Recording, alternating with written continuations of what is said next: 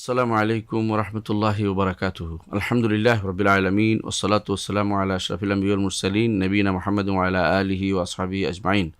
ওবাদ আকীদা কোর্সের যারা উপস্থিত আছে সবাইকে শুভেচ্ছা জানিয়ে শুরু করছি আজকের দার্স। আমরা গত পর্বে যেখানে শেষ করেছি আজকে বাকি অংশটুকু ধীরে ধীরে পড়বো ইনশাআল্লাহ।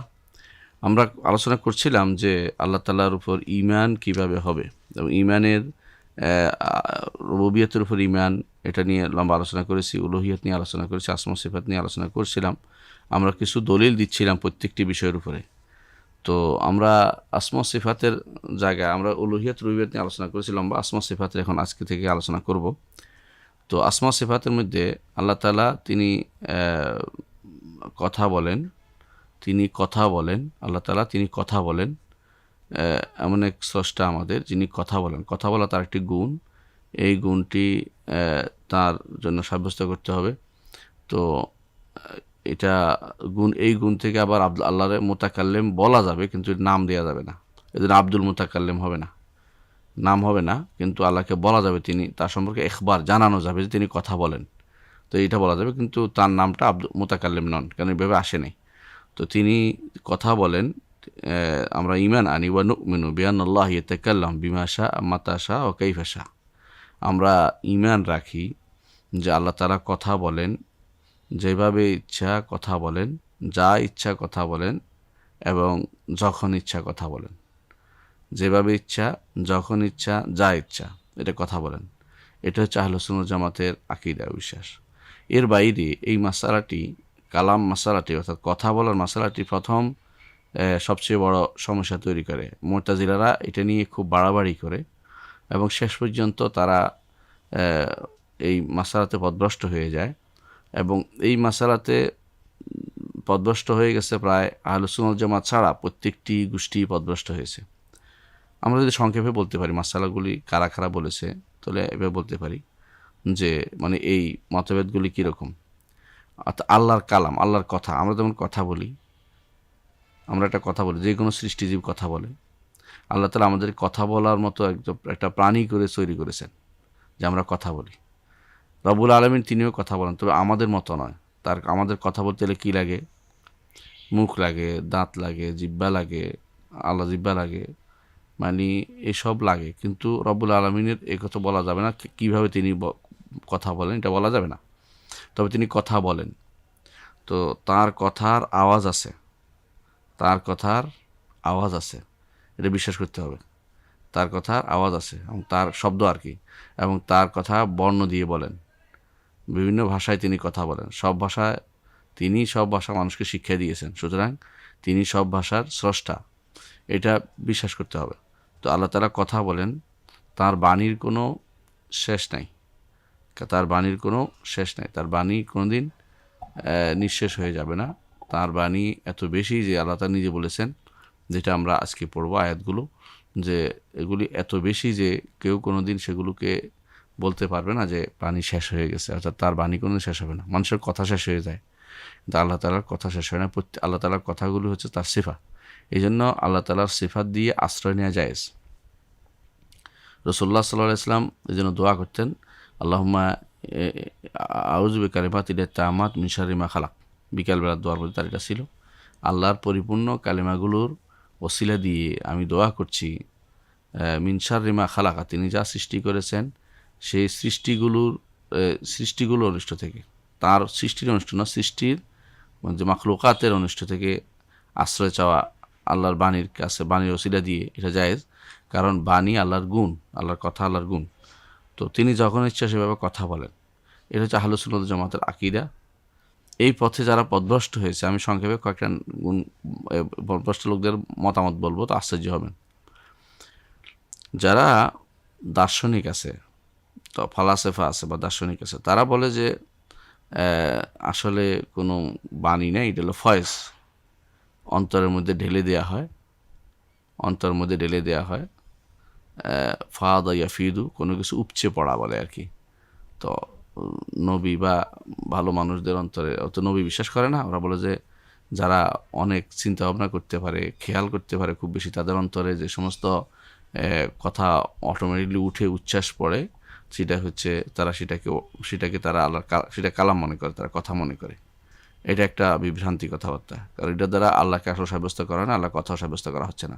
এরা মনে করে যে বলে, যে নবী বলে অথবা যে দাবি করে যে আল্লাহর কথা, সেই তার কথা, এটা আসলে আল্লাহর কথা বলে কিছু নয়, তার একটা উপচে পড়া জিনিস অর্থাৎ মন থেকে বিগলিত হয়ে বাড়তি হয়ে বেরোয়েছে। মুতাজিলারা বলে যে এইটা সৃষ্টি, কথা একটা আলাদা সৃষ্টি, আল্লাহর কথা আলাদা সৃষ্টি।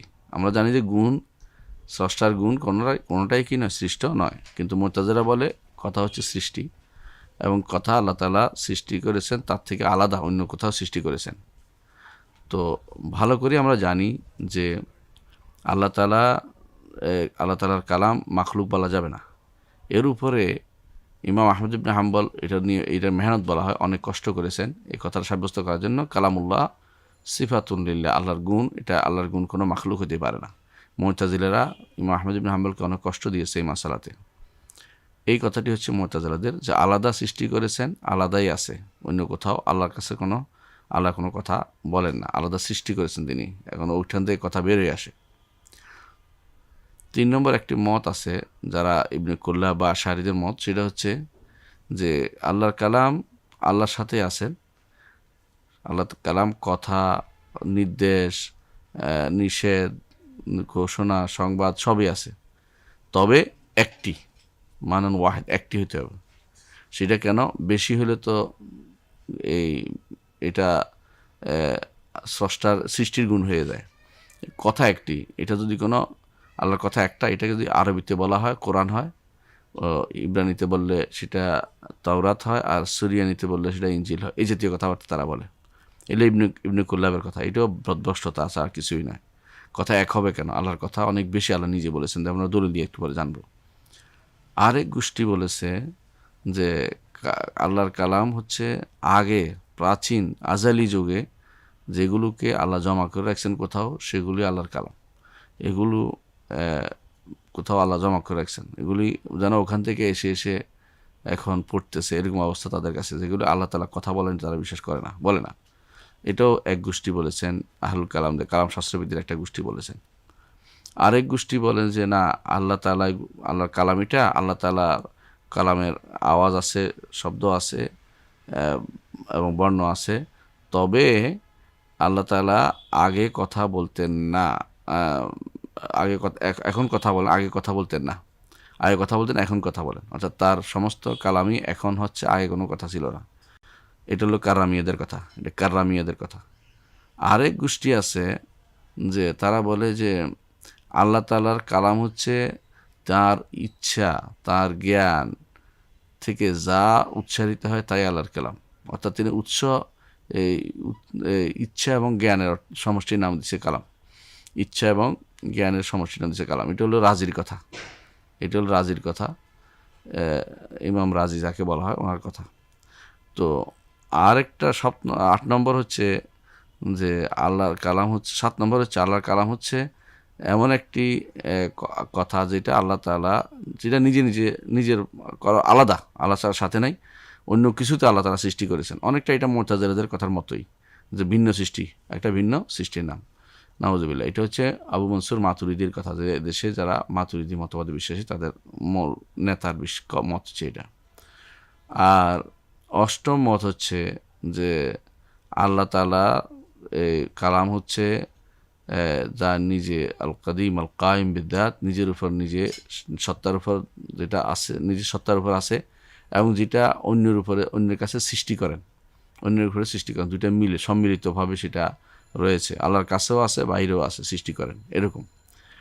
9ম মত হচ্ছে যে আল্লাহ তাআলা যখন ইচ্ছা তখন কথা বলেন, যেভাবে ইচ্ছা সেভাবে কথা বলেন, এবং যা ইচ্ছা তা কথা বলেন। সেটা হচ্ছে আহলে সুন্নাত ওয়াল জামাতের আকীদা। তাহলে আহলে সুন্নাত ওয়াল জামাত আকীদার শুদ্ধ এখানে মনে করতে হবে, অন্য সবগুলো হচ্ছে ভুল ভ্রান্তি। তো এই জন্য একজন ইমানদার বিশ্বাস করবে, অনুমিনু বিআন্নাল্লাহ ইয়াতাকাল্লামু বিমা শাআ মাতা শাআ কাইফা শাআ, আল্লাহ তাআলা কথা বলেন যেভাবে ইচ্ছা, যখন ইচ্ছা, যা ইচ্ছা। ওয়া কাল্লামাল্লাহু, দলিল হচ্ছে ওয়া কাল্লামাল্লাহু মূসা তাকলিমা, আল্লাহ তাআলা মূসার সাথে কথা বলেছেন যথাযথভাবে। তো মূসার সাথে আল্লাহ তাআলা যে কথা বলেছেন, এই কথা বলার আল্লাহ তাআলা কথা বলেছেন, মুসা তো আর না শুনে তো কথাটা হয়নি, অবশ্যই শুনেছেন।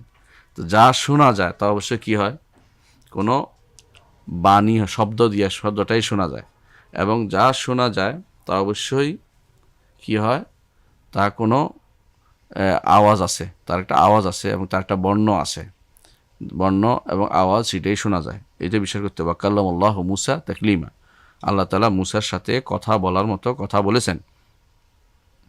সূরা নিসার 164 নম্বর আয়াত। আরও আল্লাহ তাআলা বলেছেন, ওয়ালাম্মা জাআ মুসা লিমিকাতিনা ওয়া কাল্লামাহু রাব্বুহু, যখন মুসা আমাদের ওয়াদা মোতাবেক আসলেন, ওয়া কাল্লামাহু রাব্বুহু, রব তার সাথে কথা বললেন। তাহলে কথা বলেন, আল্লাহ তাআলা কথা বলেন। সূরা আরাফের 143 নম্বর আয়াত। আল্লাহ তাআলা আরও বলেছেন, ওয়া নাদাইনাহু মিন জানিবিত তুরিল আইমান ওয়া কাররাবনাহু নাজিয়া, আর আমরা মুসাকে ডেকেছিলাম মিন জানিবিত তুরিল আইমান, তুর পাহাড়ের, তুর একটা পাহাড়, তুর তো পাহাড়, পাহাড়ের ডান পাশ দিয়ে, ওয়া কাররাবনাহু নাজিয়া, তাকে আমরা গোপন কথা বলে তাকে আমরা নৈকট্য দান করেছিলাম, গোপনে কথা সলাপ পরামর্শের কথা বলে নৈকট্য দান করেছিলাম, কথা দিয়ে নৈকট্য দান করেছিলাম।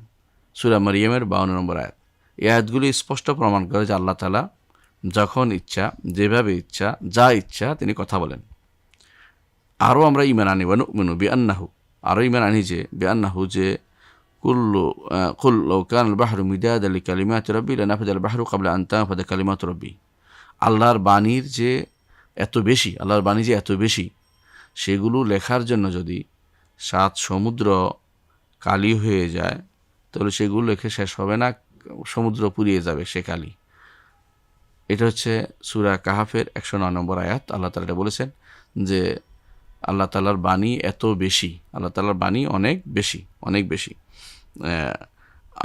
আরও বলেছেন আল্লাহ তাআলা, ওয়ালাউ আন্না মা ফিল আরদি মিন শাজারাতিন আকলামুন, জমিনের বুকে যত গাছ আছে তা যদি কলম হয়, ওয়াল বাহরু ইয়ামুদ্দুহু মিন বাদি সাবআতি আবহুর, আর সমুদ্র যদি কোনো ইয়ামুদ্দুহু, সমুদ্র যদি কোনো কালি হিসাবে সেটাকে সাপ্লাই দেয়, মিন বাদি, তারপরে সাবআতি আবহুর, আরও 7 সমুদ্র, মা নাফিদাত কালিমাতুল্লাহ, আল্লাহ তাআলার কালিমা কখনো নিঃশেষ হয়ে যাবে না, অর্থাৎ আল্লাহ তাআলার কালিমা লিখে শেষ করতে পারবে না। ইন্নাল্লাহ আজিজুন হাকিম, নিশ্চয় আল্লাহ প্রবল পরাক্রমশালী এবং প্রজ্ঞাময়। সূরা লোকমানের 27 নম্বর আয়াতে আল্লাহ তাআলা সেটা বলেছেন। আরও বিশ্বাস করি, ওয়া নুমিনু বিআন্না কালিমাতিহি আতামুল কালিমাত, আমরা আরও বিশ্বাস করি যে আল্লাহর কালেমা হচ্ছে সবচেয়ে পূর্ণ কালেমা, সবচেয়ে পূর্ণ কালেমা। পূর্ণ কালেমা বুঝছেন কিনা? মানে আমরা কথা বললে কিছু বলি, কিছু বলতে পারি না, বুঝাইতে পারি না। কোনো কথার পরিপূর্ণ কথা বুঝাইতে গেলে আরও ঘুরিয়ে ফিরিয়ে অনেকক্ষণ সময় নষ্ট করতে হয়, এবং অনেক কথা অনেকের মুখ দিয়ে বের হয় না। অনেক ভাষাতে অনেক শব্দ নাই, অনেক উচ্চারণ নাই। যেমন বাংলা ভাষায় দোয়াদ নাই, যেমন আরবি ভাষায় ঠ নাই, এরকম। তো এক এক ভাষায় এক এক ওটা বৈশিষ্ট্য আছে, কারো একটু কমতি আছে, কিন্তু আল্লাহর কালেমা সব দিক দিয়ে পরিপূর্ণ। সেটা শব্দগত যেমন পরিপূর্ণ, অর্থের দিক থেকেও পরিপূর্ণ, এবং এটা ইনসাফপূর্ণ ফিল আহকাম, আল আদলু ফিল আহকাম, সিদকান ফিল আখবার ও আদলান ফিল আহকাম। কথা আল্লাহ তাআলা যে সংবাদ দিয়েছেন তাতে তিনি সত্য বলেছেন, ও আদলান ফিল আহকাম, এবং যে সমস্ত হুকুম দিয়েছেন তা ইনসাফপূর্ণ। এটাই কথা। ও হাসানান ফিল হাদিস, এবং কথার মধ্যে তা সুন্দর, কথার মধ্যে তা সুন্দর। আল্লাহ তাআলার বাণী 3টে গুণ বলেছেন যে তার গুণে কীভাবে পরিপূর্ণ। সিদকান ফিল আখবার, যে সমস্ত খবর দিয়েছেন তা সত্য। যেমন তিনি খবর দিয়েছেন যে কবরে ফেরাউনকে সকাল বিকাল জাহান্নামের উপর, জাহান্নামে তাকে আগুনে, তাকে জাহান্নামের আগুন তার কবরে প্রেরণ করা হয়, সেখানে তাকে জ্বালাচ্ছে, এটা সত্য। এবং তিনি যে সমস্ত সংবাদ দিয়েছেন, যা দিয়েছেন, কোরআনে কারীম আল্লাহ তাআলা ইকতারাবাতিস সাআতু ওয়ানশাক্কাল কামার, আল্লাহ বলেছেন চাঁদ ফেটে গেছে, কিয়ামত নিকটবর্তী হয়েছে, এটা হলো সত্য খবর। ও আদলান ফিল আহকাম, যে সমস্ত বিধিবিধান দিয়েছেন তা ইনসাফপূর্ণ। সন্তানকে 2 ভাগ দিয়েছেন, ছেলেকে মেয়েকে 1 ভাগ দিয়েছেন, এটা ইনসাফপূর্ণ, কারণ তার দায়িত্ব বেশি, এবং সে খরচ করে, আর মেয়েরা জমা করে। দুটোর পার্থক্য আছে, স্বামী থেকেও সে পায়, এবং স্বামী হিসাবে দিতে হয়, আবার মাকেও তো ছেলে লালন পালন করতে হয়। তো ছেলের সব দিক থেকে ছেলের দায়িত্ব বেশি হিসাবে আল্লাহ তাআলা ডবল দিয়েছেন। এটা হচ্ছে আদলান ফিল আহকাম, বিধিবিধানে ইনসাফপূর্ণ, বিধিবিধানে ইনসাফপূর্ণ, এটা বিশ্বাস করি। ওয়া হাসানান ফিল হাদিস, কথার মধ্যে সবচেয়ে উত্তম কথা। আল্লাহ বলেছেন আল্লাহু নাজ্জালা আহসান হাদিস, আল্লাহ তাআলা নাজিল করেছেন সবচেয়ে উত্তম কলেমা, উত্তম কথা নাজিল করেছেন। সুতরাং আল্লাহ তাআলার কালেমার মধ্যে 3টি গুণ অবশ্যই থাকবে। এর হচ্ছে আদলান ফিল আহকাম, ওয়া সিদকান ফিল আখবার, ও হাসানান ফিল হাদিস। এই 3টি গুণ, এগুলি হচ্ছে আল্লাহ তাআলার বাণীর বিশেষ বৈশিষ্ট্য। আল্লাহর বাণীর বিশেষ বৈশিষ্ট্য। আল্লাহ তাআলা বলছেন ওয়াতাম্মাত কালিমাতু রাব্বিকা সিদকান ওয়া আদলা, আল্লাহ তাআলার বাণী পূর্ণ হয়েছে সত্য এবং ন্যায়পরায়ণতার সাথে। সত্য হয়েছে কী হিসাবে? যা সংবাদ দিয়েছেন তা সত্য, যেমন আগেকার নবী রসুলদের কী কী ঘটনা ঘটছে তা সত্য বলেছেন যা। আর আদলান হচ্ছে তার ইনসাফ, তার শরীয়ত সম্পূর্ণরূপে ইনসাফপূর্ণ। আর যদি কেউ সুন্দর শুনতে চায় তাহলে আল্লাহর কোরআন শুনলে তার অন্তর বিগলিত হবে, এই জন্য হাসানান ফিল হাদিস।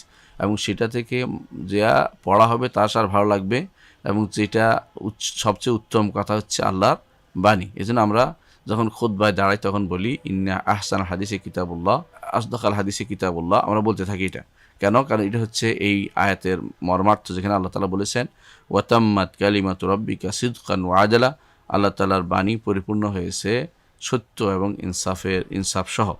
হ্যাঁ, তারপর আল্লাহ তাআলা বলেছেন কথাদের সুন্দরের দলিল হচ্ছে আল্লাহ তাআলা বলেছেন ওয়ামান আসদাকু মিনাল্লাহি হাদিসা, আল্লাহ থেকে উত্তম কথা বলবে কে? উত্তম কথাবার্তা আর কে বলতে পারে? অর্থাৎ আল্লাহর কথা অত্যন্ত সুন্দর, আল্লাহর কথা অত্যন্ত সুন্দর। এই জন্য অনেক মানুষ আছে যারা আপনারা জানেন যে কোরআন পড়ে তার ভালো লাগে, শুনতেও ভালো লাগে অনেকের কাছে, এবং তার পড়ার একটা আলাদা টান আছে, সুন্দর আছে। অনেক সময় যারা মানসিক রুগী, তারা অনেকেই কোরআন শুনেই কিন্তু তার মধ্যে ভালো লাগে এবং তার অবস্থা ভালো হয়ে যায়। তাহলে এটা প্রমাণ করে যে কালেমা হাসানান ফিল হাদিস, সে কথাতেও উত্তম। এটা হচ্ছে আল্লাহর কালাম, আল্লাহর কথা। আল্লাহর কথার একটা অংশ হচ্ছে আল্লাহর কালাম। আল্লাহর কথা যে কালামুল্লাহ কাদিম, আল্লাহ তাআলার কথা কাদিম, অর্থাৎ আগে তিনি সর্বপ্রাচীন, এই গুণে গুণান্বিত, কিন্তু তিনি যখন ইচ্ছা তখন কথা বলেন। এটা তো হচ্ছে এটা বলা হাদিস আহাদ ফিল ন কাদিমান ন হাদিসুল আহাদ বলে, এটাকে কাদিমান ন হাদিসুল আহাদ। এটার ধরন, এটা এই শ্রেণীটা আল্লাহ তাআলা কথা বলার এই গুণটি অনেক প্রাচীন, কিন্তু তিনি যখন ইচ্ছা তখন কথা বলেন। এই সময় যখন কথা বলেন সেটা নতুন কথা বলেছেন। এই জন্য আল্লাহ তাআলা কোরআনে কারীম বলেছেন মা ইয়াতিহিম মির রাব্বিহিম মুহদাসিন, অর্থাৎ মুহদাসিন বলা হচ্ছে ওখানে যে নতুন করে যাই আসে আল্লাহর কাছ থেকে নতুন করে আসে। এর অর্থ হচ্ছে তিনি যখন কথা বলেন ওই সময়ে তার এই কথাটি নতুন, কিন্তু আগেও তিনি কথা বলার গরু গুণান্বিত, এটা বিশ্বাস করতে হবে। এখন প্রশ্ন হচ্ছে আল্লাহর কোরআন কি কোনটার ভিতরে? আল্লাহর কোরআনে কারীম এটা আল্লাহর কালাম, তাকাল্লামা বিহি হাক্কান, আল্লাহ তাআলা এটা দিয়ে কথা বলেছেন, অর্থাৎ যেভাবে কথা বললে শোনা যায় সেভাবে কথা বলেছেন, শব্দ দিয়ে এবং বর্ণ দিয়ে কথা বলেছেন, আওয়াজ দিয়ে এবং বর্ণ দিয়ে কথা বলেছেন।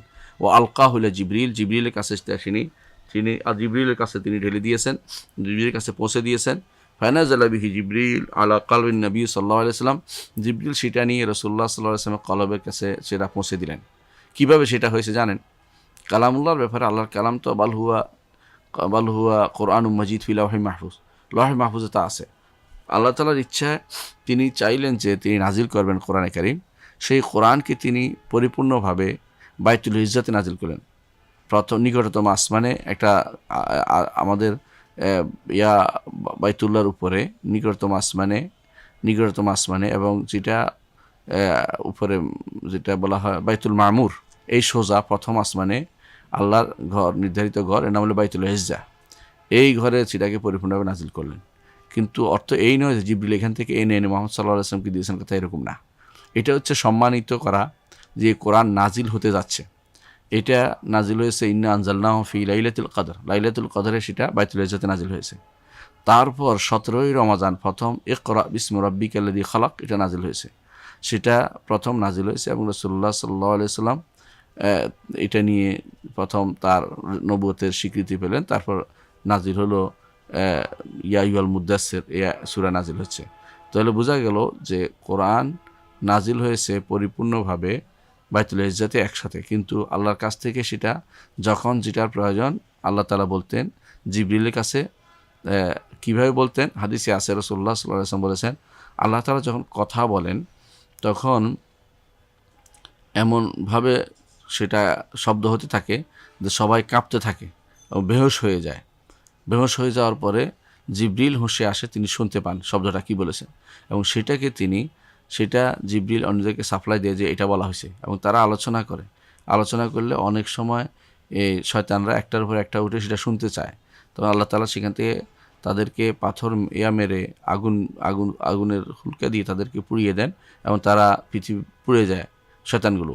কিন্তু এর আগেই সে যে সমস্ত গোপন তথ্য সে জানছে সেটাকে সে কোনো গণকের কানে দিয়ে দেয়, এই জন্য গণক সেই তথ্য যেটা শুনেছে সুরি অংশ সেটা মানুষের কাছে সাপ্লাই দেয়। অনেকেই সেটা জানতে চায় যে গণকে কি বলছে, ভবিষ্যৎ জানার মতো একটা গোষ্ঠী থাকে সব জায়গাতে, শিরকি যেটা। এই জন্য আল্লাহ তাআলা কোরআনে কারীম বলেছেন ইল্লা মান ইস্তারাকা আস-সামআ ফা আতবাহু শিহাবুম মুবিন। যখন চুরি করে কেউ কান লাগায় শুনতে চায় কথা সোর, এদেরকে আল্লাহ তাআলা আগুন দিয়ে সেটা পুড়িয়ে দেন। কোরআনে কারীমে আল্লাহ তাআলা বলেছেন। তাহলে বোঝা গেল তারা শুনতে চেষ্টা করে, কিন্তু এই প্রথম যখন আল্লাহ তাআলা কথা বলেন সব কিছু কাঁপতে আরম্ভ করে, তো সবাই বেহুশ হয়ে যায়। তারপর জিবরিল প্রথম হোশে আসেন, তিনি শুনতে পান। তারপর তারা যখন জিজ্ঞাসা করে হোশে আসে, মাদা ক্বাল রাব্বুকুম ক্বালুল হাক্কা ওয়া হুয়াল আলিয়্যুল কাবীর, তোমাদের রব সত্য বলেছেন এবং তিনি সর্বোচ্চ এবং তিনি মহান বড়, তিনি অনেক বড়। এটা বলেন জিবরিল। তাহলে বোঝা গেল যে আল্লাহ তাআলা তিনি কথা বলেন, এই কোরআন দিয়ে কথা বলেছেন। এই কোরআন আল্লাহর কালাম। তবে এই কোরআন হচ্ছে রাসূলুল্লাহ সাল্লাল্লাহু আলাইহি ওয়াসাল্লামের এই সময় কথা বলেছেন। তো এই কথা অবশ্যই আল্লাহ তাআলা তিনি যেহেতু সব কিছু নির্ধারণ করেছেন রুবুবিয়ত হিসাবে, সেই হিসেবে কোরআনও লহে মাহফুজে আছে। কিন্তু তিনি কথা বলেছেন সেটা যখন যেটার প্রয়োজন। যেমন যখন শানে নজুল আমরা পড়েছি যে কোনো আয়াত নাজিল হওয়ার জন্য একটা প্রেক্ষাপট তৈরি হয়, এই প্রেক্ষাপট হওয়ার পরে আল্লাহ কথা বলেছেন। সেই কথা বলার পরে সেটা নিয়ে এসে জিবরিল মুহাম্মদ সাল্লাল্লাহু আলাইহি ওয়াসাল্লামের কাছে সেটা নাজিল করে দিয়েছেন, এবং সেটা তারপর মুহাম্মদ সাল্লাল্লাহু আলাইহি ওয়াসাল্লাম মানুষকে জানিয়েছে। সেই হিসাবে কোরআনে কারীমকে কাদিম বা একেবারে সর্বপ্রাচীন আজালি বলা যাবে না, বরং কোরআনে কারীম হচ্ছে হাদিসুল আহাদ, মানে এককভাবে সেটা নবীন এবং সবচেয়ে সুন্দর এবং সবচেয়ে নতুনত্ব এই কোরআনের ভিতরে রয়েছে, এটা বিশ্বাস করতে হবে। তো জিবরিল কীভাবে আনছেন? জিবরিল সেটা এনে রাসূলুল্লাহ সাল্লাল্লাহু আলাইহি ওয়াসাল্লাম কলবের মধ্যে প্রতিস্থাপন করে দিয়েছেন। সেটা যেভাবে হোক, কথা বলে হোক, অথবা অন্তরে ফু দিয়ে হোক, বলি দিয়ে হোক, যেভাবে পারছেন, অথবা ব্যক্তি একজন এসে কথা বলছেন, জিবরিল যে কোনো সূরতে আসছেন, সেটা হচ্ছে ওহী নাজিলের বিভিন্ন কাইফিয়ত, বিভিন্ন ধরন। এই জন্য জিবরিলের কাজ ছিল ওহী নাজিল করা। অন্য কেউ ওহী নাজিল করেছেন, কোনো সরাসরি কোনো নস দ্বারা সাব্যস্ত হয়নি। যারা বলে যে অন্য কোনো লোকে ওহী নাজিল হয়ে আসছে, তারা ঠিক বলেনি। হ্যাঁ, কখনো কখনো অন্য কোনো ফেরেশতা বা মালাইকা বিশেষ কোনো আয়াতকে দ্বিতীয়বার নিয়ে আসেন গুরুত্ব বোঝানোর জন্য। প্রথম একবার নাজিল হয়েছে, দ্বিতীয়বার আবার আসছে, সেটার গুরুত্ব বোঝানোর জন্য এরকম বর্ণনা পাওয়া যায়। কিন্তু সমস্ত ওয়াহী জিবরিল আলাইহিসসালাম, জিবরিল আমিন, তিনি নিয়ে আসতেন। আল্লাহ তাআলা কোরআনে কারীম বলছেন, কুল নাজ্জালাহু রূহুল কুদুসি, বলুন এই কিতাব নাজিল করেছে রূহুল কুদুস, অর্থাৎ জিবরিল, পবিত্র আত্মা। অর্থাৎ জিবরিল কেন পবিত্র আত্মা? তার মধ্যে কোনো গুনাহ নেই, তাদের কোনো গুনাহ নেই। রূহুল কুদুস মির রব্বিকা, আপনার রবের পক্ষ থেকে নাজিল করেছে, বিল হক, যথাযথভাবে, সত্যভাবে। অর্থাৎ এখানে মাঝখানে কোনো কিছু ঢুকে পড়ে নাই, অর্থাৎ বাইরে কেউ সেখানে কোনো কিছু ঢুকাইতে পারে নাই, বরং অবিল হক আনজালনাহু, আল্লাহ নাজিল করেছে যথাযথভাবে, সন্দেহ করার কিছু নেই। মুহাম্মদ সাল্লাল্লাহু আলাইহি ওয়াসাল্লাম বলছে এটা বলার সন্দেহ করার কিছু নেই, বরং এটা আল্লাহর পক্ষ থেকে আসছে, সেটাই বলতে হবে। সূরা নাহলের 102 নম্বর আয়াতে আল্লাহ তাআলা সেটা বলেছেন। তারপর আল্লাহ তাআলা আরও বলেছেন, ওয়া ইন্নাহু লাতানজিলু রাব্বিল আলামিন, এই কোরআন হচ্ছে রব্বুল আলামিনের পক্ষ থেকে নাজিল করা। নাযালা বির রূহুল আমিন, যা নাজিল হয়েছে, যা নিয়ে রূহ আমিন জিবরিল যা নিয়ে নাজিল হয়েছে, আলা কলবিকা, তিনি আপনার অন্তর উপর সেটা নাজিল করেছেন, লিতাকুনা মিনাল মুনজিরিন, যাতে আপনি ভীতি প্রদর্শনকারীদের অন্তর্ভুক্ত হতে পারেন, বিলিসানি আরবি মুবিন, সুস্পষ্ট আরবি ভাষায়। সূরা শুআরার 192 থেকে 195 নম্বর আয়াতে আল্লাহ সেটা বলেছেন। তাহলে আমরা বুঝতে পারলাম যে আল্লাহর কালাম সম্পর্কে আল্লাহ তাআলার বাণী সম্পর্কে একটা ধারণা আমরা পেয়ে গেলাম। সেটা কি? কোরআন আল্লাহর বাণী। ঠিক তেমনিভাবে হাদিসে কুদসিগুলো আল্লাহর বাণী। কোরআন এবং হাদিসে কুদসির মধ্যে পার্থক্য হচ্ছে দুইটা। এক নম্বর পার্থক্য হচ্ছে কোরআনে কারীম মুজিজ, অর্থাৎ অপারগ করে দেয়, কেউ এরকম কোনো বাণী আনতে পারবে না। এরকম অর্থপূর্ণ, সম্ভারপূর্ণ, মর্যাদাপূর্ণ, সৌন্দর্যপূর্ণ, এটার একটা আলাদা একটা ইয়াই আছে, সেটা একটা আলাদা ঘটনাই আছে, এবং সেটা মিলও আছে, এবং কথার মধ্যে এক একটা সৌন্দর্য আছে। এমন কোনো শব্দ নাই যেটা ভিন্ন রকম এরকম মর্জিজ করে দিয়েছে কেউ, অপারগ করে দিয়েছে কেউ, এরকম কিছু আনতে পারবে না। এটা হচ্ছে এক নম্বর বৈশিষ্ট্য কোরআনে কারীমের। কোরআনে কারীমের আরেকটা বড় বৈশিষ্ট্য হচ্ছে এটা, যে কোরআনে কারীম সেটা যদি তিলাওয়াত করা হয় প্রতি 1 হরফে 10 নেকি হবে, 1 হরফে 10 নেকি হবে। এটা হচ্ছে মুতাআব্বাদ বিতিলাওয়াতি, যা তিলাওয়াত করলে ইবাদত হয়, হাদিসে কুদসি হচ্ছে আল্লাহরই বাণী, তবে এটা মর্যাদার জন্য দেওয়া হয় না, অর্থাৎ এটা দিয়ে অপারগ করে দেওয়ার উদ্দেশ্য নয়। এক, দ্বিতীয়ত এটার আরেকটা জিনিস হচ্ছে যে এইটা পড়লে সওয়াব হয় না, অর্থাৎ এটা বুঝলে সওয়াব হয়, আমল করলে সওয়াব হয়, তেলাওয়াত করলে 1 হরফে 10 নেকি পাওয়া যায় না। এই জন্য আল্লাহর বাণী অনেক বেশি। এর মধ্যে একটি হচ্ছে কোরআনে কারীম, একটি হচ্ছে হাদিসে কুদসি। আর রাসূলুল্লাহ সাল্লাল্লাহু আলাইহি ওয়াসাল্লাম যা বলেছেন সেটা রসুলের পক্ষ থেকে শব্দ, আর এর অর্থ হচ্ছে আল্লাহর পক্ষ থেকে। রসুলের পক্ষ হচ্ছে শব্দ, আর আল্লাহর রসুলের ভাষা, কিন্তু ওর অর্থ সেটা আল্লাহর পক্ষ থেকে রাসূলুল্লাহ সাল্লাল্লাহু আলাইহি ওয়াসাল্লামের কাছে যখন বলেছেন, রাসূলুল্লাহ সাল্লাল্লাহু আলাইহি ওয়াসাল্লাম সেটাকে মানুষের কাছে প্রচার করেছেন তার ভাষায়। এই জন্য হাদিস রসুলের ভাষা, আর হাদিসে কুদসি আল্লাহর ভাষা, আল্লাহরই ভাষা, তবে কোরআন নয়, সেটা কোরআন নয়। এটা হচ্ছে বিশুদ্ধতম মত। এর বাইরে অন্য মত আছে, সেগুলো শুদ্ধ নয়। তাহলে আমরা বুঝতে পারলাম কোরআন সম্পর্কে, আমরা জানলাম যে কোরআন আসলে আরও বেশি জানলাম এটা, যে কোরআন আল্লাহর বাণী এত বেশি। কোরআন নির্ধারিত, কিন্তু আল্লাহর বাণী অনেক বেশি। কোরআন নির্ধারিত কি 114 সূরা, কোরআন নির্ধারিত 2 ইয়ার মাঝখানে যে একটু কোরআন, এবং কোরআন সূরা বিসমিল্লাহির রহমানির রহিম শুরু হয়েছে, মিনাল জিন্নাতি ওয়ান নাস দিয়ে শেষ হয়েছে। এটা হচ্ছে কোরআনে কারীম। কিন্তু আল্লাহর বাণীর কোনো শেষ নাই। আল্লাহর বাণী বিভিন্ন ভাষায়, বিভিন্ন বিভিন্ন বিভিন্ন কিতাবে আসছে, বিভিন্ন ব্যক্তির কাছে আসছে, বিভিন্নভাবে তিনি বলেছেন। কিন্তু কোরআনে কারীম মুহাম্মদ রাসূলুল্লাহ সাল্লাল্লাহু আলাইহি ওয়াসাল্লাম নাজিল হয়েছে সুস্পষ্ট আরবি ভাষায়, এবং সেটা অপারগ করে দিয়েছে, এবং সেটা অন্যকে এরকম আনতে অপারগ করে দিয়েছে। অনুরূপভাবে সেটা পড়লেই সওয়াব হয় 1 হরফে 10 নেকি করে। এটা আলাদা একটা বৈশিষ্ট্য। কিন্তু এর বাইরে তার অনেক কালাম আছে, অনেক বাণী আছে, যেগুলো আল্লাহ আমাদেরকে কারোকে জানিয়েছেন, অর্থাৎ নবী রাসূলদেরকে, আর কাউকে তিনি জানাননি। কারো সম্পর্কে তিনি বলেছেন, রসুলকে জানিয়েছেন, রসুল তার ভাষায় সেটা ব্যক্ত করেছেন। হ্যাঁ, তাহলে আমরা আল্লাহর কালাম সম্পর্কে জানলাম। এখন আমরা জানবো আল্লাহ তাআলার আরেকটা সিফাত, সেটা হচ্ছে তিনি সব কিছুর উপরে। এটা এমন একটি সিফত, এমন একটি গুণ, যেই গুণটি অস্বীকার করলে ঈমান থাকবে না, কোনোটাই অস্বীকার করলে ঈমান থাকবে না। তবে এটা এমন যে এইটা প্রথম জানতে হবে।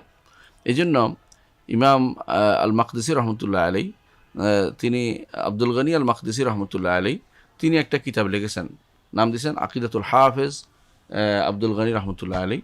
এই কিতাবটিতে আপনি দেখবেন শুরুতেই এই আল্লাহ তাআলা সব কিছুর উপরে এটা নিয়ে আসার জন্য দলিল প্রমাণ নিয়ে আসা হয়েছে। যোগে যোগে যারাই আকিদার কিতাব লিখেছে এই জিনিসটাকে দিয়ে শুরু করেছে, অর্থাৎ আরকানুল ঈমানের পরে এটা দিয়ে শুরু করেছে। কেন?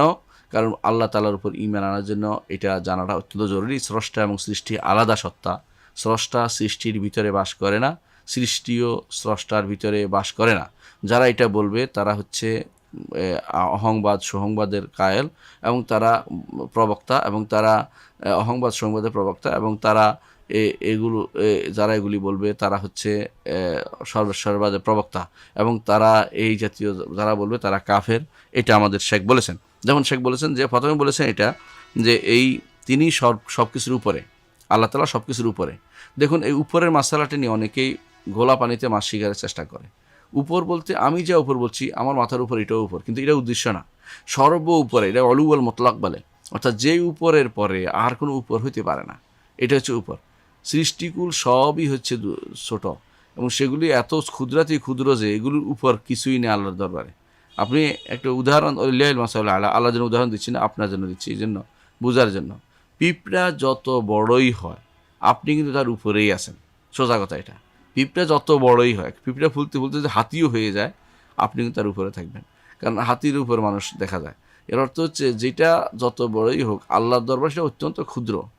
আল্লাহ তাআলা সবগুলোকে তার হাতের মধ্যে জায়গা দিবেন, এটা আমরা আগেও জানি। তো এর অর্থ হচ্ছে যে তার মুষ্টির ভিতরে থাকবে সব কিছু। এর অর্থ হচ্ছে আল্লাহ তাআলা উপরে, উপরে তিনি বড় এবং উপরে, তিনি সব কিছুর চেয়ে বড় এবং উপরে, এবং তিনি আরশের উপরে। আপনারা জানেন যে তিনি আরশের উপরে, এবং আরশের নিচে হচ্ছে আরশের নিচে হচ্ছে জান্নাত, আরশের নিচে হচ্ছে জান্নাত। আল্লাহ তাআলা জান্নাতের এত সম্মান করেছেন কেন? কোনো কোনো সলফ বলেন এই জন্য যে সেটা আরশের নিচের জায়গা, আরশও তার সবচেয়ে সম্মানের জায়গা। সম্মানের জায়গার নিচের অংশ সবচেয়ে সম্মানিত হবে, যেন তারা তিনি জান্নাতুল ফেরদৌস তাদেরকে দিবেন যাদেরকে তিনি বেশি ভালোবাসেন, অর্থাৎ যাদেরকে বেশি সম্মান করা দরকার তাদেরকে সেখানে তিনি পৌঁছাই দিবেন। তাহলে আল্লাহ তাআলা বলছেন ওয়াহুয়াল আলিয়ুল আযীম, তিনি আলী অর্থ সর্বোপরে, আযীম মহান, তো বড়। কত বড় এটা আপনি কল্পনা করতে পারবেন না, আপনার কল্পনায় আসবে না। আমি যত বড় কল্পনা করতে পারি সবই হচ্ছে তার কাছে ছোট, ক্ষুদ্র। 7 আসমান 7 জমিন তার হাতের মুঠোতে জায়গা হয়, হাতের মুঠোর ভিতরে জায়গা হয় সবগুলো, হ্যাঁ। এবং আসমানগুলো তিনি ভাঁজ করে রাখতে পারবেন তার হাতের ভিতরে। তিনি কত বড় সত্তা শুধু তিনিই জানেন, আর কেউ জানে না। তার আরশ কত বড় তিনি শুধুমাত্র, আর কেউ জানে না। তার কুরসির বর্ণনা দিয়েছেন রাসূলুল্লাহ সাল্লাল্লাহু আলাইহি ওয়াসাল্লাম, যে আরশের সামনে ফেলে রাখা একটা জায়গা, একটা ভূমি, যে একটা জায়গা যেটা আর আল্লাহ তাআলার পায়ে রাখার স্থান, তাহলে ওয়াহুয়াল আলী আল আযীম, তিনি সর্বোপরে এবং তিনি সবচেয়ে বড়। এবং আল্লাহ তাআলা আরও বলেছেন তিনি যে উপরে, তিনি অন্য আয়াতে বলতেছেন ওয়াহুয়াল কাহিরু ফাওকা ইবাদিহি, তিনি কাহের, তিনি দাপুটে সব কিছুকে দাপট দিয়ে পদানত করে রাখেন। ফাওকা ইবাদিহি, সব বান্দাদের উপরে তিনি। ওয়াহুয়াল হাকিমুল কাবির, তিনি হ্যাকমতওয়ালা এবং সব কিছুর খবর তিনি রাখেন, তিনি প্রজ্ঞাময় এবং সব কিছুর খবর তিনি রাখেন। তাহলে আমরা আল্লাহ তাআলার উলুকে স্বীকার করলাম যে তিনি সব কিছুর উপরে, এটা আমরা ঈমান আনলাম। এখন আমরা আল্লাহ তাআলা তিনি উপরে এবং আরশের উপরে দুটো ভিন্ন জিনিস। কেন? উপরে থাকা তার সিফা জাতিয়া, সত্তাগত গুণ এটা, কারণ নিচে থাকা কোনো স্রষ্টার গুণ হতে পারে না। ইমাম আবু হানিফা রাহিমাহুল্লাহ এই জন্য বলছেন ওয়ালাইসাল আসফালু মিন ওয়াসফির রুবুবিয়্যাতি ওয়াল উলুহিয়্যাতি ফি শাই, নিচে থাকা রবের কোনো উলুহিয়ারও গুণ নয়, রুবুবিয়ারও গুণ নয়, অর্থাৎ নিচে থাকা কোনো আল্লাহর গুণ নয়। আল্লাহর গুণ হচ্ছে উপরে থাকা, এটা হচ্ছে জাতি, সত্তাগত তার গুণ, তিনি সত্তাগত উপরে। এখন আমরা চিন্তা করতেছি একটা ফেইলি গুণ আছে, সেটা কি? তিনি বলেছেন উপরে তো আছেন, তবে কোথায় উপরটা কি? সেটা হচ্ছে আরশের উপরে। এবং তিনি বলেছেন যে সুম্মাস্তাওয়া আল আরশ, তারপর তিনি আরশের উপর উঠেছেন। এর অর্থ হচ্ছে তিনি আরশের উপর ওঠাটা হচ্ছে তার একটা কাজ, এই কাজটাকে বলে সিফা ফেইলিয়া। যদি একটা মানুষ একটা কাজ করলে, যেমন ধরেন আপনি লিখতে পারেন, এটা হচ্ছে আপনার একটা সত্তাগত গুণ। আপনি লিখেছেন, এটা হচ্ছে আপনার কর্মগত গুণ। তাহলে পার্থক্য বুঝতে পারছেন? তো আল্লাহ তাআলা তিনি উপরে আছেন, এটা তার সত্তাগত গুণ। তিনি আরশের উপরে উঠেছেন, এটা তার কর্মগত গুণ। তাহলে তিনি আল্লাহ তাআলা বলছেন কোরআনে কারিমে যে খালাকাস সামাওয়াতি ওয়াল আরদা, আমরা ঈমান আনি যে আল্লাহ তাআলা আসমান এবং জমিন সৃষ্টি করেছেন ফি সিত্তাতি আইয়ামিন, 6 দিনে। সুম্মাস্তাওয়া আলা আরশ, তারপর তিনি আরশের উপর উঠেছেন। ইউদাব্বির, আমরা সমস্ত সব কিছু নির্দেশ বা সব কিছু কর্মকাণ্ড, তিনি যাবতীয় কর্মকাণ্ড তিনি পরিচালনা করেন। তাহলে দেখতে পাচ্ছি 6 দিনে তিনি আসমান এবং জমিন সৃষ্টি করেছেন। 6 দিন কেন লাগালেন? বান্দাকে শিক্ষা দেওয়ার জন্য, যে ধীরস্থিরভাবে মন স্থির করে কাজ করতে হবে। যে কোনো জিনিস তিনি ইচ্ছা করলে কুন কোয়ার সাথে সাথে হয়ে যেত, কিন্তু সেটা না করে তিনি 6 দিনে সৃষ্টি করেছেন। কীভাবে 6 দিনে সৃষ্টি করেছেন? বিভিন্ন বর্ণনায় আসছে যে পানি এবং ডাঙ্গা 2 দিনে ঠিক করেছেন, গাছগাছালা এগুলি সবে যে 6 দিনে তিনি জমিনকে সৃষ্টি করেছেন, আসমান জমিন সৃষ্টি করেছেন। তারপর তিনি আরশের উপর উঠেছেন। সূরা ইউনূসের 3 নম্বর আয়াতে, সূরা হুদে, বিভিন্ন সূরাতে সেটা আসছে সুমাস্তাওয়া আল আরশ। আল্লাহর আরশের উপর উঠা, মনে রাখবেন, আমাদের কারো উপরে ওঠার মতো নয়, কারণ তিনি যেরকম তার গুণও সেরকম।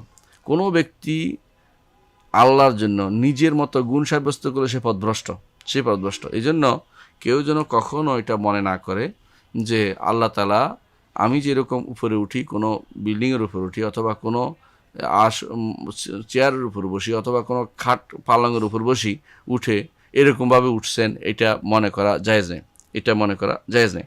বরং যেভাবে তিনি ইচ্ছা তিনি ব্যতীত, সেভাবে তিনি উঠেছেন তিনি ব্যতীত কেউ এর ধরন সম্পর্কে মোটেই জানে না, এর ধরন সম্পর্কে মোটেই জানে না। ওয়ানুমিনু, আমরা আরও ইমান রাখি বিআন্নাহু তাআলা মা খালকিহি, এইটা ইমান রাখি যে আরশের উপর থাকার সাথে সাথে একই সাথে মানুষের একই আরেকটি গুণ আমরা স্বীকার করলে মাইয়া বলা হয় এটাকে, মানুষের সাথে আছেন। কীভাবে মানুষের সাথে আছেন এটা আমরা ওই দিন আলোচনা করেছিলাম, আবারও বলছি। সেটা হচ্ছে তিনি মানুষের সাথে থাকেন দুইভাবে। সমস্ত মানুষের সাথে তিনি দেখছেন এবং জানছেন। এলেম এবং দেখা, দুইটা দিয়ে, দেখা এবং জানার মাঝখানে মাঝে তিনি মানুষের সাথে আছেন। তিনি কোথাও আরশের উপরে, জানেন কেন? দেখছেন এবং জানছেন। আমরা উদাহরণ দেই, আল্লাহর জন্য উদাহরণ না, আপনার জন্য উদাহরণ। আল্লাহর জন্য উদাহরণ দেওয়া জায়েজ নেই।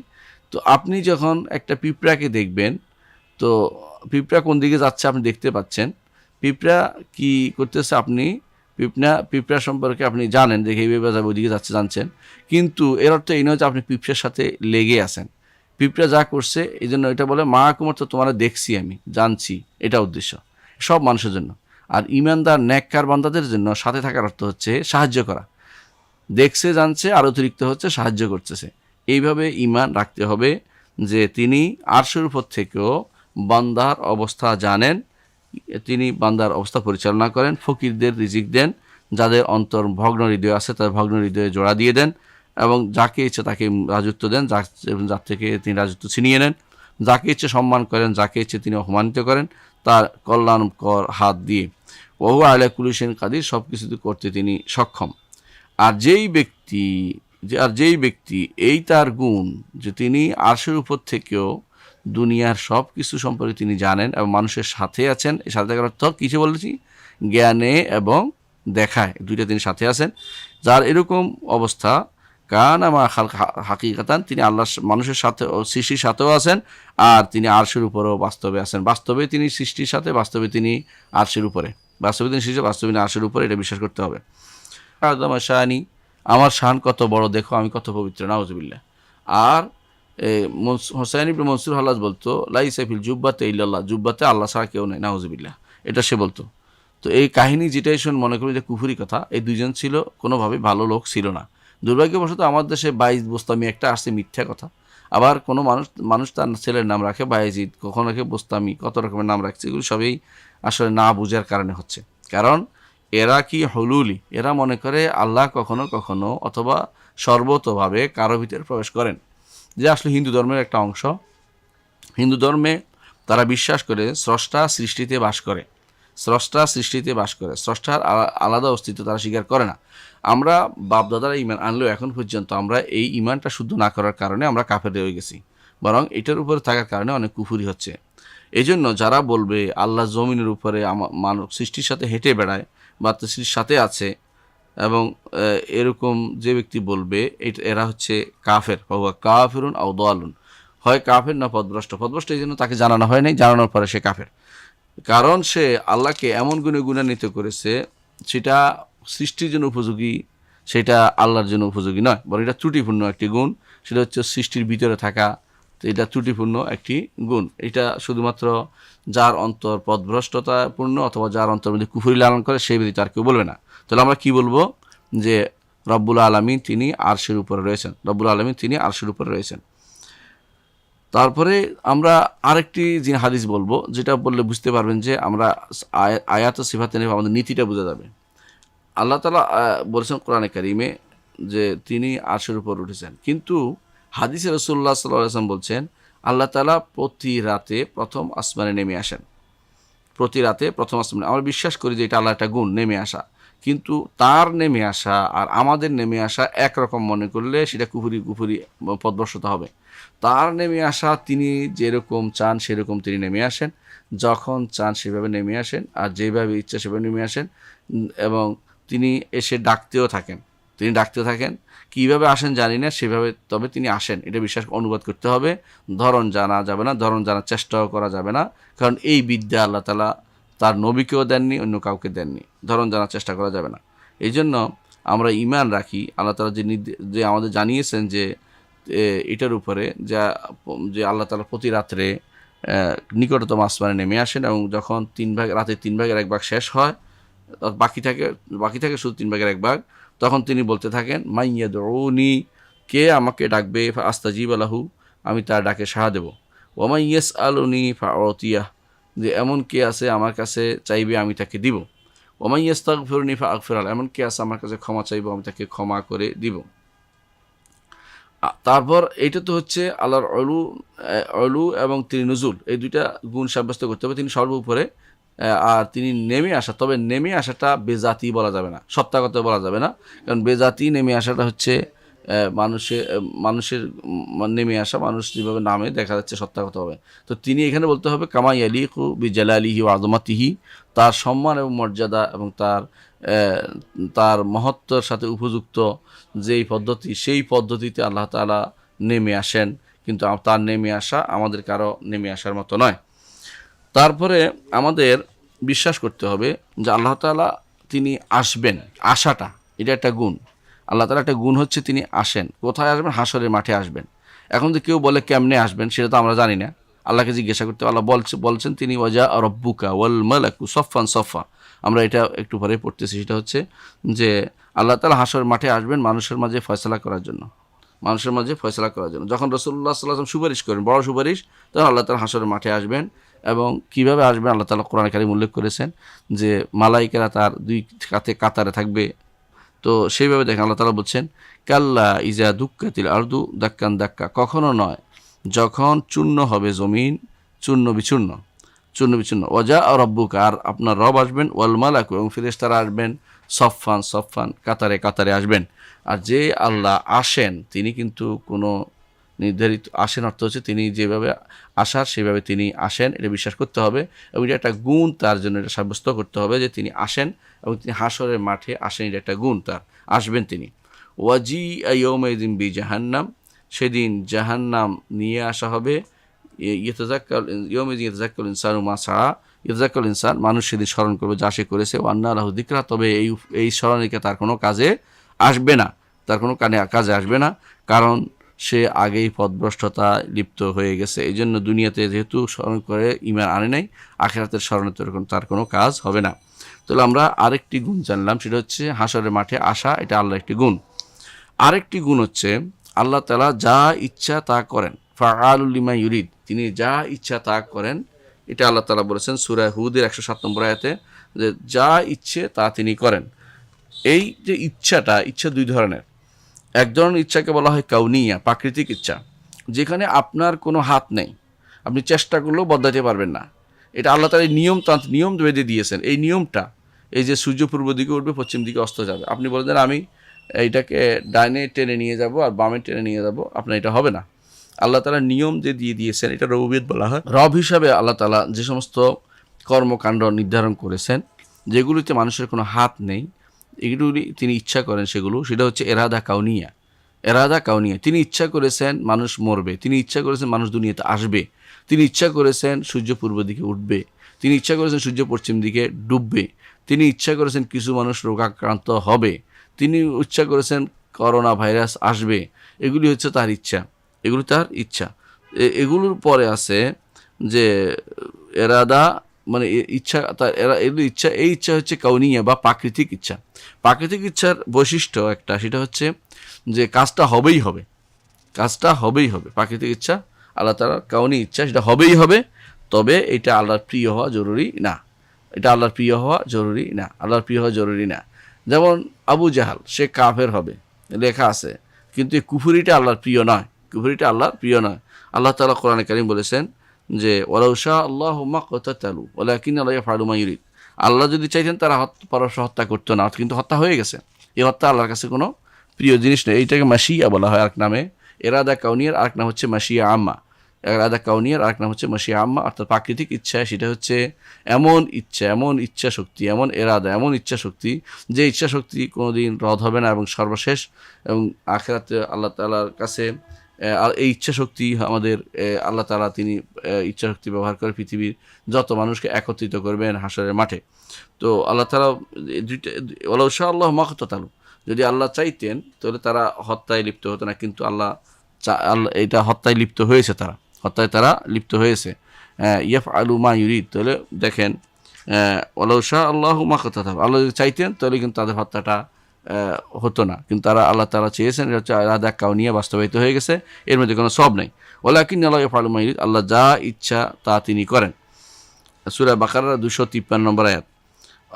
অন্য আয়াতে আল্লাহ বলছেন ইন কানাল্লাহু ইউরিদু আন ইউগবিয়াকুম হুয়া রাব্বুকুম, যদি আল্লাহ চান তোমাদের পথভ্রষ্ট করতে, তো আল্লাহ তাআলা যে পথভ্রষ্ট করতে চাচ্ছেন এটা কিন্তু ইরাদা কাউনিয়া, প্রাকৃতিক ইচ্ছা। কারণ আল্লাহ তাআলা শারঈ ইচ্ছা ভিন্ন, শারঈ ইচ্ছা তিনি নবী পাঠাইছেন, কিতাব দিয়েছেন, নেককার বান্দাদের কথা তারা নসিহত করছেন, সালেহীন শহীদরা তারা আল্লাহর পথে জান দিয়ে আল্লাহ দ্বীনের প্রসার করে গেছেন, সেটা হচ্ছে ইরাদা শারঈয়া।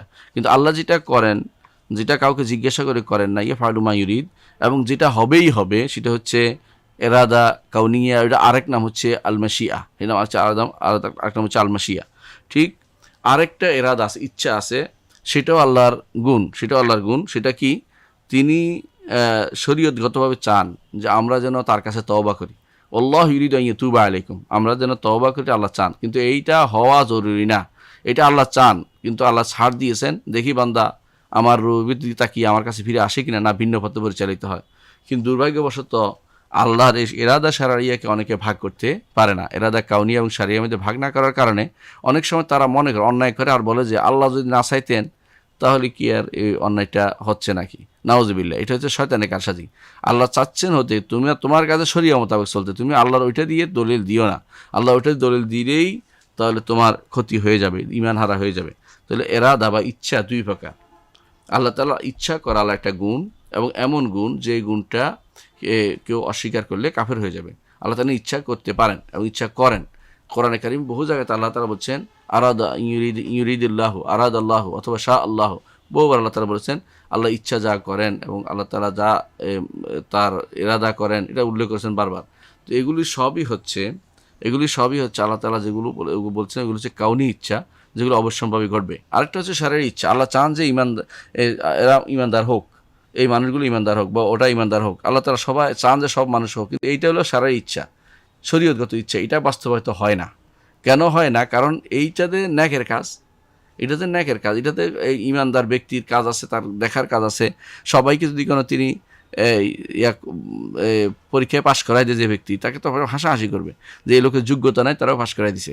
তো এটা আল্লাহ তাআলা এটা দিয়ে পরীক্ষা করতে চান, কে ব্যক্তি আল্লাহর পথে থাকবে আর কে ব্যক্তি থাকবেন না, পরীক্ষা করতে চান। এটা হচ্ছে এরাদা শারঈয়া, আল্লাহর শারঈ ইচ্ছা। এটা হতেও পারে, নাও হতে পারে, কিন্তু কাউনি ইচ্ছা অবশ্যই সংগঠিত হবে। কারণে ইচ্ছার মধ্যে কোনো আল্লাহর পছন্দনীয় কিছু, মানে আল্লাহ তাআলা এটা পছন্দ করেন এমন না, আল্লাহ তাআলা ভালোবাসেন এমন না, কিন্তু শারঈ ইচ্ছা আল্লাহ ভালোবাসেন, ওখানে পছন্দ করেন না কিন্তু এটা হয়ে যাচ্ছে, আর এখানে পছন্দ করেন কিন্তু হয় না। এটা কখনো হয় কখনো হয় না, সবসময় হয়, কখনো হয় না। সেটা হচ্ছে শারঈ ইচ্ছা।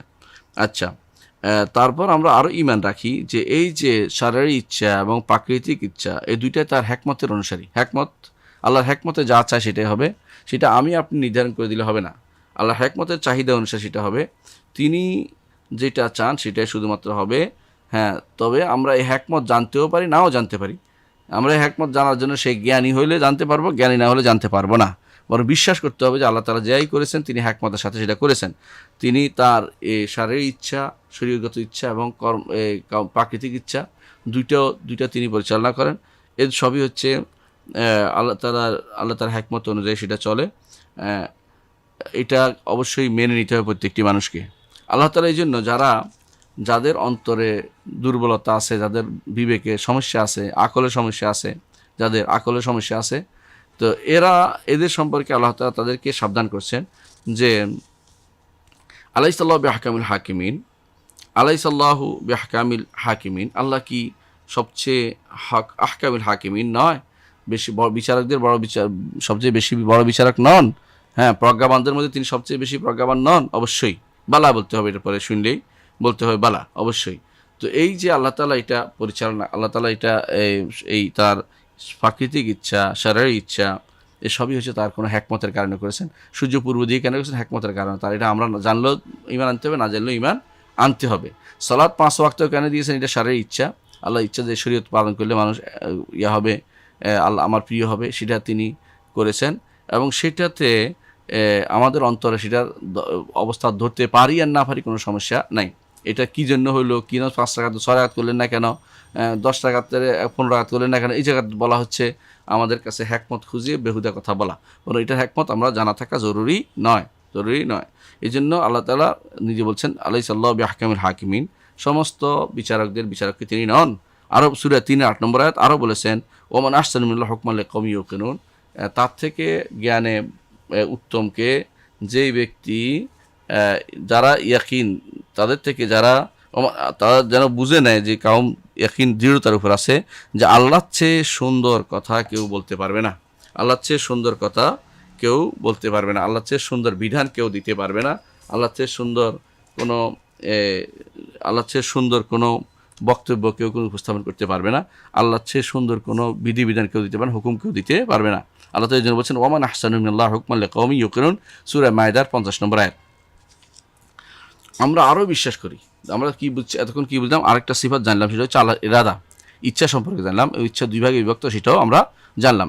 এই দুই ভাগে বিভক্ত না করার কারণে জগতে যত সমস্যা তৈরি হয়, এই দুই ভাগে বিভক্ত করে দিয়েছেন ইমাম আবু হানিফা রাহমাতুল্লাহ আলাইহি তার ফিকহুল আকবরের মধ্যে, ফিকহুল আকবরের মধ্যেও তিনি এটা উল্লেখ করেছেন যে এরাদা দুই ভাগে বিভক্ত, একটা শারঈয়া, একটা কাউনিয়া, প্রাকৃতিক ইচ্ছা এবং সেটা এবং শরীয়তগত ইচ্ছা। আরও ঈমান রাখি আমরা যে আল্লাহ তাআলা ভালোবাসেন, আল্লাহ তাআলা আরেকটি গুণ হচ্ছে ভালোবাসেন। তিনি কাদের ভালোবাসেন?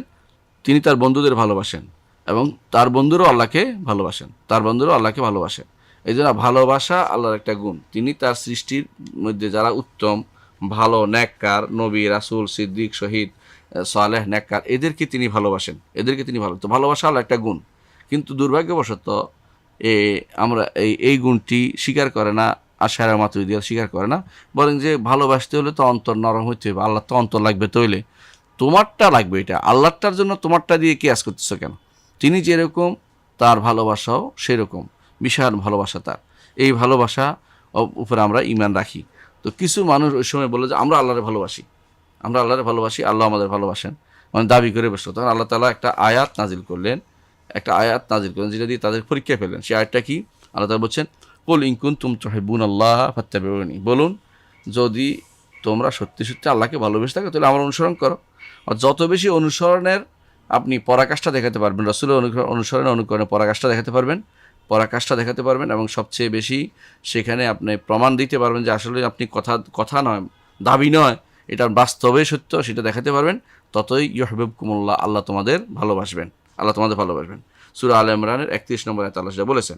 অনুরূপ আল্লাহ তাআলা বলছেন ফাসাউফা ইয়াতিল্লাহু বিকওমিন ইউহিব্বুহুম ওয়া ইউহিব্বুনাহু, হে ঈমানদারগণ যদি তোমরা রাসূলের সাহায্য না করো তাহলে আল্লাহ তাআলা এমন এক জাতি নিয়ে আসবেন যারা তাদেরকে আল্লাহ তাআলা তাদেরকে ভালোবাসবেন, তারাও আল্লাহকে ভালোবাসবেন, তারা আল্লাহকে ভালোবাসবেন।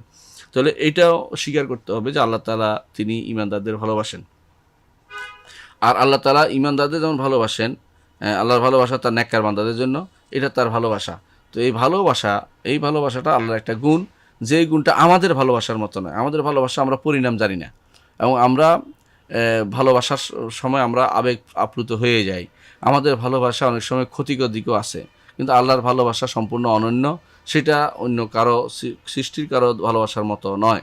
তবে সেটা কি প্রভাব আল্লাহ বলেছেন যে তিনি এই ভালোবাসার কারণে আল্লাহ তাদেরকে ভালোবাসেন এবং অনুসরণ করেন আল্লাহ তাদেরকে ভালোবাসবেন। আল্লাহ তাআলা কোরআনে কারীম বলেছেন যে যারা সবর করে তাদেরকে তিনি ভালোবাসেন। আল্লাহ তাআলা বলছেন ওয়াল্লাহু ইউহিব্বুস সাবিরিন, যারা সবর করে তাদেরকে তিনি ভালোবাসেন। আল্লাহ তাআলা সূরা আলে ইমরান 147 নম্বর আয়াতে আল্লাহ তাআলা আরও বলছেন ওয়া আকসিতু ইন্নাল্লাহা ইউহিব্বুল মুকসিতিন, যারা ন্যায়পরায়ণ ইনসাফকার তাদেরকে আল্লাহ তাআলা ভালোবাসেন। তাহলে ওয়া আহসিনু ইন্নাল্লাহা ইউহিব্বুল মুহসিনিন, যারা ইহসান করে তাদেরকে আল্লাহ তাআলা ভালোবাসেন। তো আল্লাহর বান্দাদের মধ্যে যাদেরকে তিনি বেশি ভালোবাসেন তারা হচ্ছেন মুহসিনরা এবং মুত্তাকিরা, নেককাররা, আল্লাহর জন্য সাহায্যকারীরা, সবরকারীরা এবং আল্লাহর জন্য একে অপরকে ভালোবাসে যারা, তাদের ভালোবাসা আল্লাহর জন্য ওয়াজিব হয়ে গেছে। তারা আল্লাহ তাআলা সেই ভালোবাসা আল্লাহ একটা গুণ, ভালোবাসা একটা আল্লাহর গুণ। এবং তিনি বিশেষভাবে যে ভালোবাসা দেন সেটা হচ্ছে নেককার বান্দাদের তিনি বিশেষ ভালোবাসা দেন। কাফেরদের জন্য তার কোনো ভালোবাসা নাই, নাই। এই কাফেরদেরকে তিনি ঘৃণা করেন, সেটাও আল্লাহর একটা গুণ, কিন্তু দুর্ভাগ্যবশত এই গুণটি স্বীকার করে না আশারা এবং মাতুরিদি ফেরকার লোকেরা, স্বীকার করে না যে আল্লাহকে ভালোবাসার গুণটা স্বীকার করে না এবং ঘৃণা করার বিষয়টা তিনি ঘৃণা করেন না, এই ক্রোধ বা ঘৃণা আল্লাহ একটা গুণ হতে পারে, এটা তারা স্বীকার করে না। কিন্তু আমরা বলি যে আল্লাহ তাআলা ক্রোধান্বিত হন। হাদিসে আছে ইন্নাল্লাহা গাদিবা ইয়াগদাব, কত আছে তার হাদিসের মধ্যে শেষ নাই। আল্লাহ তাআলা রাগ করেন, কখন কোনো অন্যায় দেখলে, কোনো এটা হলে ওইটা হলে আল্লাহ রাগ করেন। ঠিক ভালোবাসেন আল্লাহ তাআলা। তাহলে ভালোবাসাটা হচ্ছে ইমানদারদের জন্য, খাঁটি লোকদের জন্য। আর আল্লাহ তাআলার রাগটা, কোষা, এটা হচ্ছে তারা আল্লাহ তাআলার অবাধ্য বান্দা তাদের জন্য। তো আল্লাহ তাআলা দুটোই আল্লাহর গুণ বলে আমরা স্বীকৃতি দেই। অনুরূপভাবে আমরা আরও স্বীকৃতি দেই আল্লাহ তাআলা তার শরীয়তের মধ্যে যা আমল হোক, কথা হোক, কাজ হোক, এগুলো যদি কেউ করে, শরীয়ত হিসেবে দিয়েছেন, এগুলো যদি করে আল্লাহ তাআলা তাদের পছন্দ করেন। আল্লাহ তাআলা কাকে পছন্দ করেন? যখন এটা পছন্দ করেন কখন? যখন কেউ আল্লাহর কথা, কাজ, আল্লাহ যা যা বলেছেন করতে, যা যা বলেছেন বলতে, সবগুলি যে ব্যক্তি করবে আল্লাহ তাআলা তাকে পছন্দ করেন। এবং যেই ব্যক্তি আল্লাহ তাআলার শরীয়ত হিসেবে যা আসছে কথা এবং কাজ, সেটা মানবে না এবং সেটা মানে না বা অপছন্দ করে, সেই ব্যক্তিকে আল্লাহ অপছন্দ করেন, কারণ সে কাফের। এই জন্য আল্লাহ তাআলা বলছেন ইনতাকফুরু ফা ইন্নাল্লাহা গানিয়্যুন আনকুম, যদি তোমরা কুফরি করো তাহলে আল্লাহ তাআলা তোমাদের থেকে অমুখাপেক্ষী। ওয়ালা ইয়ারদা লিইবাদিল কুফর, তিনি বান্দাদের কুফরিতে কখনো সন্তুষ্ট নন। বান্দারা কুফরিতে তিনি সন্তুষ্ট হতে পারেন না, করবেন না। ওয়া ইন তাশকুরু ইয়ারদাহু লাকুম, আর তোমরা যে কোনো শুকরগুজার হও আল্লাহ তাআলা তোমাদের উপর সন্তুষ্ট হবেন। অর্থাৎ ইমানদারের উপর আল্লাহ সন্তুষ্ট হবেন, কাফেরের উপর আল্লাহ সন্তুষ্ট নয়। ওয়ালা ইয়ারদা লিইবাদিল কুফর, সূরা জুমারের 7 নম্বর আয়াত। অনুরূপভাবে আল্লাহ তাআলা বলছেন ওয়ালাকিন কারিহাল্লাহু বিআতাহুম, আল্লাহ তাআলা অপছন্দ করেছেন তাদের বের হওয়াটা। ফাসাব্বাতাহুম, তাদেরকে সেখানে বসাই রেখেছেন। ওয়াকিলা কউদু মাআল কায়দিন, তাদের বলা হলো যে বসে যাও, বসা যারা থাকে তাদের সাথে তোমরাও বসে যাও, তো বসে থাকো, তোমরা বের হয়ে তোমরা যেও না। তাহলে বোঝা গেল আল্লাহ তাআলা অপছন্দও করেন, ভালোবাসেন, যেমন অপছন্দ করেন। ইমানদারদের ভালোবাসেন, কাফেরদের অপছন্দ করেন। এই দুটি গুণে অস্বীকার করে যারা আশায়েরা আছে, মুতাজিলা আছে, আমাদের দেশে বিভিন্ন যারা এই আছে, কোরআন আয়াত বলছে আল্লাহ তাআলা এটা আছে, তারা বলছে আমরা বেশি জানি। আল্লাহ তাআলা থেকে তারা বেশি জানে? আল্লাহ তাআলা নিজের সম্পর্কে আল্লাহ তাআলা যা বলেছেন, তারা কি আল্লাহ সম্পর্কে আল্লাহ নিজের থেকে বেশি জানে? এটা মিথ্যা কথা। সুতরাং বুঝতে হবে যে আল্লাহ তাআলার এই দুটি গুণ সাব্যস্ত করতে হবে। একটি হচ্ছে মহাব্বা, ভালোবাসা, একটি হচ্ছে কারাহিয়া বা পছন্দ করা। অনুরূপভাবে আমরা ঈমান রাখি যে আল্লাহ তাআলা ঈমানদার, নেককার বান্দা, নেক এবং ভালো আমল করেছে তাদেরকে আল্লাহ তাআলা ভালোবাসেন। আল্লাহ তাআলা বলছেন রাদিয়াল্লাহু আনহুম ওয়া রাদু আনহু, আল্লাহ তাআলা তাদের উপর সন্তুষ্ট হয়েছেন, তারাও আল্লাহর উপর সন্তুষ্ট। যালিকা লিমান খাশিয়া রাব্বা, এটা ওই ব্যক্তির জন্য যে ব্যক্তি আল্লাহর খাশিয়াত তার মধ্যে আছে। তো আল্লাহর খাশিয়াত থাকলে আল্লাহ তাআলা তার উপরে সন্তুষ্ট হবেন, তারাও আল্লাহর উপরে সন্তুষ্ট হবেন। এটা হচ্ছে হুব্ব মুতাবাদিল, একে অপরের প্রতি ভালোবাসা, সেটা হবে। এবং সেটা আল্লাহর একটা গুণ, ভালোবাসাটা, এটা প্রমাণ করা হলো কোরআন আয়াত দিয়ে, সূরা বাইয়িনার 8 নম্বর আয়াত সর্বশেষ আমরা সেটা আলোচনা করেছি। আরও আমরা বিশ্বাস করি, নুমিনু, আমরা আরও বিশ্বাস করি বিআন্নাল্লাহ ইয়াগদাব, আল্লাহ তাআলা রাগ করেন, ক্রোধান্বিত হন। আলা মান ইস্তাহাকুল গাদাব, ওই ব্যক্তির উপরে যে ব্যক্তি যার উপর ক্রোধ পড়াটা অনুমোদিত। সেটা কি? আল্লাহ তাআলা বলেছেন দলিল, আয-যান্নিনা বিল্লাহি যান্না সাউ, সূরা নাহলের 106 নম্বর আয়াত। অনুমানকারীরা যারা আল্লাহ সম্পর্কে খারাপ অনুমান করে, খারাপ ধারণা করে, আল্লাহ তাআলা তাদের উপর রাগ করেন। আল্লাহ তাআলা রাগ করে কি বলেন? আলাইহিম দায়রাতুস সাউ, যত খারাপির দোষ ত্রুটি, যত খারাপ প্রতিফল সব তোমার উপর পতিত হবে। আলাইহিম, তাদের উপর পতিত হবে, কারণ তারা আল্লাহ সম্পর্কে খারাপ ধারণা পোষণ করে। আল্লাহ তাআলা খারাপ ধারণা পোষণ করলে আল্লাহ তাআলা ক্রোধান্বিত হন। এরপর আল্লাহ বলছেন ওয়াগাদিবাল্লাহু আলাইহিম, আল্লাহ তাদের উপর ক্রোধান্বিত হয়েছেন। সূরা ফাতহের 6 নম্বর আয়াত। সূরা নাহলের 106 নম্বর আয়াত আল্লাহ তাআলা বলছেন ওয়ালাকিন শারাহাল্লাহু সাদরান ওয়ালাকিন শারাহা বিল কুফরি সাদরান, কিন্তু যেই ব্যক্তি অন্তরের মধ্যে কুফরে লালন করতেছে, ফাআলাইহিম, তাদের উপরে যে বা যারা অন্তরে কুফরি লালন করবে তাদের উপরে আল্লাহর গজব পড়বে। ওয়ালাহুম আযাবুন আযীম, তাদের জন্য রয়েছে মহাশাস্তি। তারপরে আমরা আরও বিশ্বাস করি বিআন্না লিল্লাহি তাআলা ওয়াজহান, আল্লাহর চেহারা আছে। হ্যাঁ, মৌসুফান বিল জালাল ওয়াল ইকরাম, যেই চেহারা সম্মান এবং মর্যাদা দ্বারা গুণান্বিত। আল্লাহর চেহারার মধ্যে আল্লাহ তাআলা যখনই উল্লেখ করেছেন জুল জালাল ওয়াল ইকরাম, ওয়াজহু রাব্বিকা জিল জালাল ওয়াল ইকরাম, অথবা তিনি যখন উল্লেখ করেছেন সেটা সম্মানের সাথে উল্লেখ করেছেন, অর্থাৎ তার চেহারা সবচেয়ে সম্মানিত জায়গা। মানুষের মধ্যে যেমন তার চেহারা সম্মানের জায়গা, সেটাকে এই জন্য সম্মানের সাথে আমরা উল্লেখ করি যে আল্লাহ তাআলার চেহারা রয়েছে। কিন্তু এরা আল্লাহ তাআলার আশারি, মাতুরিদি এবং মুতাজিলা এবং কোনো ফেরকাই আল্লাহ তাআলার চেহারা সাব্যস্ত করে না। এটা হচ্ছে আহলে সুন্নাত ওয়াল জামাতের বৈশিষ্ট্য, আল্লাহ তাআলা চেহারা সাব্যস্ত করেন। তবে বলেও তার চেহারা আমাদের কারো চেহারা এইভাবে বলা যাবে না, তার মতো তিনি যেরকম তার চেহারাও সেরকম। আমরা কোনোটাই দেখিনি, যখন দেখব তখন ঈমান বিল গায়বের জায়গা থেকে আমরা সরে যাব, তো ঈমান বিশ শাহাদা হয়ে যাবে। দর্শকবৃন্দ, আমরা অনেক দূর আসছি কিন্তু আমরা আসলে আগাইতে পারিনি। আমরা যতটুকু আসছি অতটুকুর মধ্যে আজকে আমরা সীমাবদ্ধ থাকি। ইনশাআল্লাহ আগামী ক্লাসে বাকিটা আমরা পড়বো। ইনশাআল্লাহ আমরা আকীদার মূল জায়গাটা পার হলে বাকি এরপরে আস্তে আস্তে পড়ব, দ্রুত পড়ে যাবো ইনশাআল্লাহ, আস্তে করবো না। তো আল্লাহ তাআলা আপনাদেরকে সুস্থ রাখুন, সুন্দর রাখুন এবং রাখুন শান্তিতে। আসসালামু আলাইকুম রহমতুল্লাহি ওয়া বারাকাতুহু।